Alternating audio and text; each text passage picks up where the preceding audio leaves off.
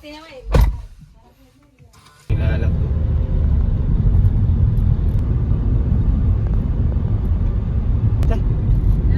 Sa tita, di rin maabot. Tita, gabi na.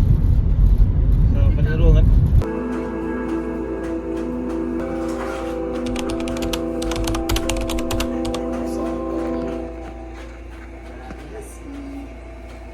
Si person.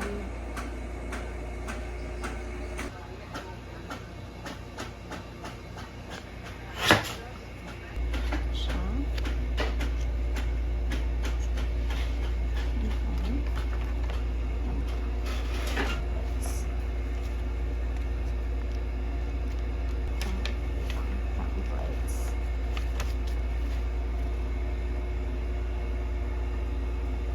Printer dito. Printer. Ayan na. Hindi ka na.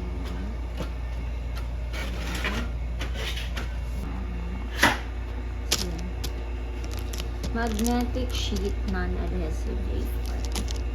So, ito yung gagawin namin pambalot ng mga nag-order sa amin ng keychain. So, sa ngayon, ito na muna. Mga customized or yung mga personalized papers lang muna. Print ko na lang siya sa colored paper para hindi masyadong magastos sa ink. And then, eto naman yung aming thank you cards. Yan. Yung template is, nakuha ko lang sa Canva. Kinostomize ko na lang siya. So, ayan siya.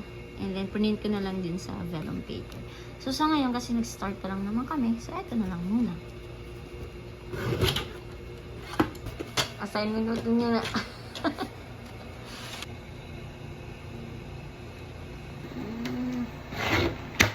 Ayaw kasi pagdadala mo. Kayo ma, ito napakukuhan sa cutter.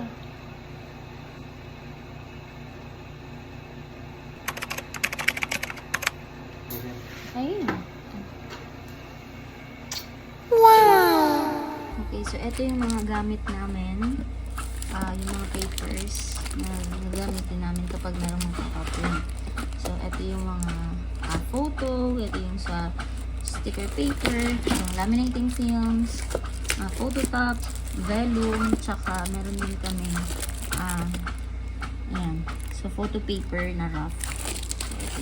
So, dito. And then, ito din yung mga gagamitin namin para sa keychain na ginagawa namin.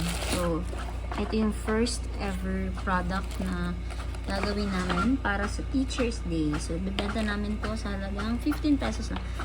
So, meron pa kaming hard case din. Pero ito, talagang pasok sa budget ng mga students. Ayan. So, meron din kaming plastic para sa aming IDs. Ayan. Ito din yung laminating films. Ayan siya. Ito yung cutter na ginagamit namin. So, yan. Mula sa Officom. And then, ito din yung parang pinaka-resibo namin. So, ito yung service invoice namin. So, hindi yan official na receipt. Kasi nga, ginawa lang namin to. So, yung mga gustong kumuha ng mga resibo, just in case lang. Pero hindi ito yung official receipt, no?